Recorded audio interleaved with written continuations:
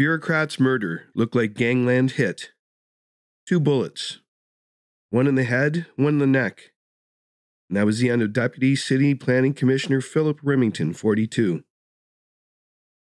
The February 10th, 1983 murder in Remington's underground garage at 231 Balliol St in a quiet North End Toronto neighbourhood had all the earmarks of a Gangland hit. Except Remington had no enemies and was steadfastly apolitical. Father of one was recently separated and his killer left few clues for cops. Basically crumbs. They knew Remington had desperately run for his life as his body was found near an emergency exit. 2 briefcases were also nearby, one filled with cassette tapes. The victim also owned 3 handguns, all missing.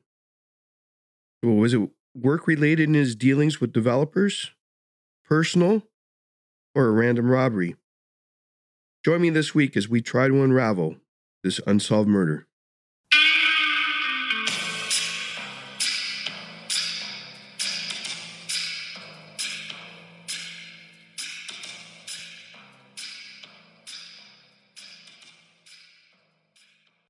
Explore the unsolved mysteries of Canada with our captivating true crime podcast, Ontario Cold Cases, Canada's true crime podcast.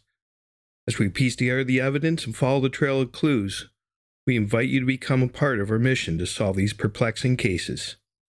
New episodes available every Sunday.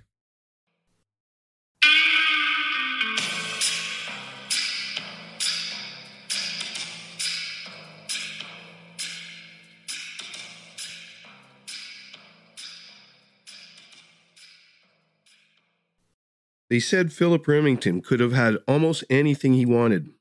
Perhaps that's why the news of his murder hit so many so hard across Metro.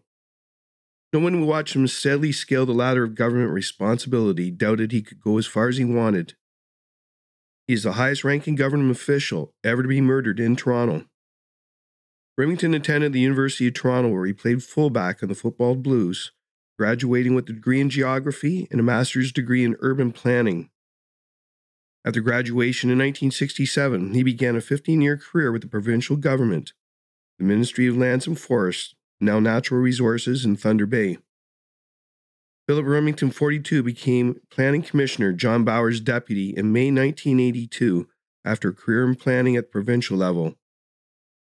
He had been executive director of the Plans Administration branch of the Ontario Ministry of Municipal Affairs and Housing for 15 years before joining the commission.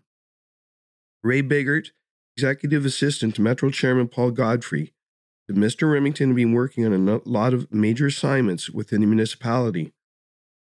When he was murdered, Remington was responsible for all major transportation studies in Metro and being one of the key people in developing a new policy for group homes. He was also a member of a task force on plans for Exhibition Place, and the Toronto Blue Jays baseball team were still playing there. He was in constant contact with people he'd worked with. He was involved in sports activities. We got together to play hockey or baseball, former colleague Henry Herman said at the time. He was a key point in his career, said John Bauer, Phillip's City Planning Commissioner of Remington. He was a spark plug of the whole operation, and he will be missed by the whole staff, even though he was with us only a short period of time. Remington was separated from his wife, Mary, and a French teacher at Thornley Secondary School. He had one daughter, Sarah, 11 at the time. Bauer said Remington wrote the final report which proposed a city place group homes on major thoroughfares near neighborhoods, but not in them. Bauer says his deputy was also working on feasibility studies for a dome stadium, which later led to Skydome being built to house the Toronto Blue Jays and Toronto Argonauts football teams, and plans for expanding the rapid transit system. Henry Herman, who worked with Remington in the Ontario Ministry of Municipal Affairs and Housing, said the death shocked everyone in the ministry. He was excellent to work for, a fair man, and really a well-liked person, Herman said. He was in constant contact with people he worked with. He was involved in sports activities. We got together to play hockey or baseball. Up next, the investigation.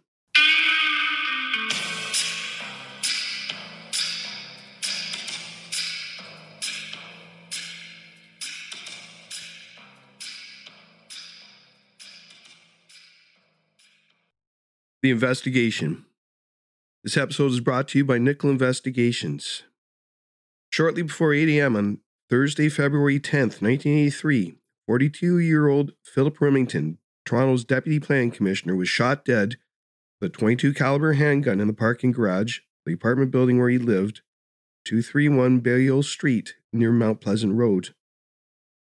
Police said Remington's body was found by two women tenants near an emergency exit, which indicated he had attempted to flee from his attacker. Police cordoned off this murder scene and recovered several spent cartridges from a small caliber gun. There were two briefcases a few feet from the body, one apparently open when it was dropped or thrown as Remington tried to escape his killer. The other was still closed. The open briefcase was found, of which held cassette tapes. Empty casings from a .22 caliber gun were found in the garage, but police were unable to find a weapon. As the echo of gunshots died away, a gray-haired man with a weathered face, believed to be in his mid-50s, was seen hurrying from the Balliol Street apartment garage, where Phillip Rimmington lay dying of gunshot wounds to the head and neck. Metro Police wouldn't confirm if this man they were now hunting was a key suspect in the killing. He was wearing a navy fedora and navy hip-length jacket, seen by a woman looking out the window of her apartment across Balliol Street in the front of Remington's apartment building. A nearby resident reported seeing a gray-haired man in his mid-50s leaving the garage through a staircase in the northeast corner of the building shortly after the shooting. There were also reports that police had been called in weeks prior to the crime to investigate a stranger lurking around the parking area. Was he shot with his own gun? A few months later, more details emerged. First shot came from close range. Phillip Rimmington's blood splattered on the garage floor beside his car. Wounded in the shoulder, he staggered back and threw up his hands as if to protect his face. The little pistol cracked again and again. One slug tore across a finger of Remington's left hand and the thumb of his right hand. As the sound of the shots echoed through the underground garage, 231 Balliol Street, Remington turned and ran toward a nearby fire exit. He was halfway there when a single slug hit him in the back of the neck, and he dropped to the floor dead. Two more shots were fired in his head from close range. That, police believe, is the way Phillip Rimmington was gunned down at about 7:30 a.m. Beside the mystery of the killer's identity, there remains a tantalizing puzzle involving the murder weapon. It was a .22 caliber pistol. As a result of extensive tests at the provincial crime laboratories, police believe it likely was a 10-shot semi-automatic Colt Woodsman. Remington owned 3 handguns, gifts from his father-in-law, and all 3 are missing. One of them was a 10-shot semi-automatic Colt Woodsman, and detectives can't help wondering if he was shot with his own gun. Staff Sergeant Tom Millen, the senior investigator on the case, says he has no reason to believe Remington was carrying the gun, and the killer took it away from him just before the shooting. There was no sign of a struggle. It was a damp, cold Thursday morning when Remington, who was separated from his wife, left his 9th-floor apartment a little earlier than usual. He didn't usually drive to City Hall, but that day he had a personal appointment for work, was apparently taking his car to save time. He wore a brown suit and tweed topcoat as he walked across the first sub-basement level of the parking garage. He was carrying a briefcase in one hand, and a box of musical tapes for the player in his silver 1981 Honda in the other. It looks like he walked right up to his car before the shooting started. There were spatters of blood on the floor of the garage. Could be that he approached the car not knowing someone was waiting for him, Millen said. Or perhaps he recognized whoever was waiting and wasn't afraid. Millen and his partner, Sergeant Brian Raybould, think they have accurately reconstructed what happened based on the location of empty shell casings, ejected as a gunman fired, and the spot police found the briefcase, tape box, and Remington's body. Fire exit would have been Remington's quickest way out after the first shots. The detectives believe the killer used it after pausing to fire the final shots into Remington's head. Police have no eyewitnesses to the shooting. They have someone who thought she heard gunshots, looked out a window, saw a man rushing up an outside stairway from a basement fire exit. Same one Remington was running toward when he was shot in the neck. The man was wearing a navy blue fedora that hid his face till he stumbled in his rush up the steps. He twisted to catch his balance, and the witness got a look at a wrinkled face, gray sideburns, and light blue and white open-neck shirt. He had broad shoulders and weighed about 180 pounds, the witness said. She estimated his age at 55. She told police he was wearing a navy blue hip-length jacket and kept his right hand inside the jacket. Where did he go? Police knocked on doors around the apartment building in the Mount Pleasant Road, Davisville Avenue area, and talked to hundreds of people. No one reported seeing the man after he left that stairwell at the northeast corner of the building. It's probably only a few moments after the shooting that a woman walked through the area of the garage where Remington was lying in a growing pool of blood. She didn't see the body until after she got into her car and started to drive out.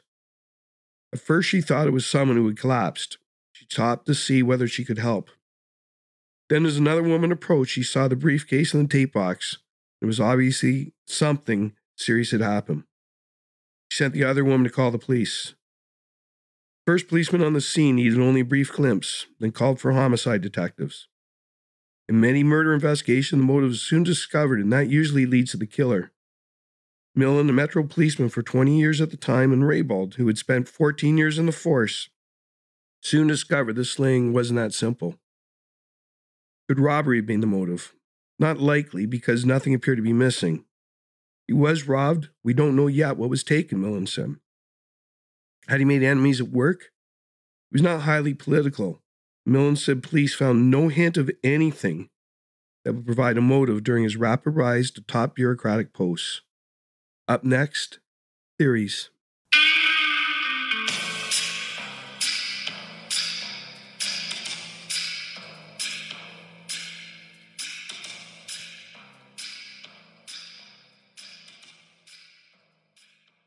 Theories.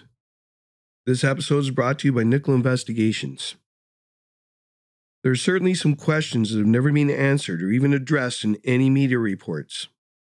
What we do know is that Remington's guns were missing. The assumption was they were kept in his apartment. Were there indications of a break-in? Nowhere do the police seem to mention this. They never hinted at a break-in. Break-in theory doesn't make sense considering Remington was just leaving for work. So I think that can be discounted.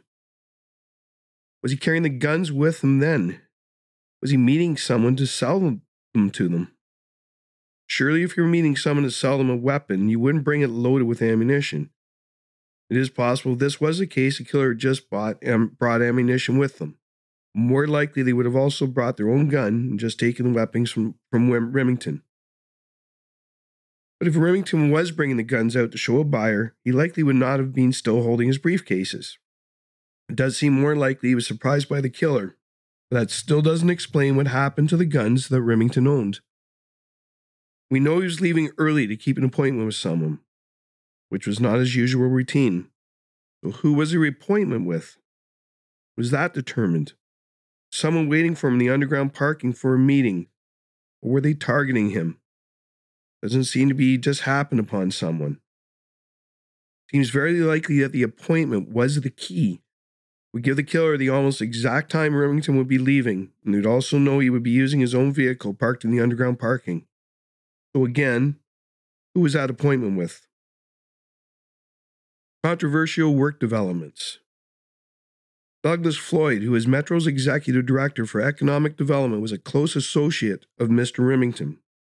His deputy planner, Mr. Remington, certified whether his zoning or official plan amendments proposed municipalities conform with Metro's official plan. He also been working on the Metro Group home policy and new developments at Exhibition Place and some transportation programs, Mr. Floyd said. Asked whether Mr. Remington had been involved in any controversial developments, Mr. Floyd replied that it was hard to work in a planning department and not be involved in something controversial. He said Mr. Remington's death will mean a setback for development in Metro.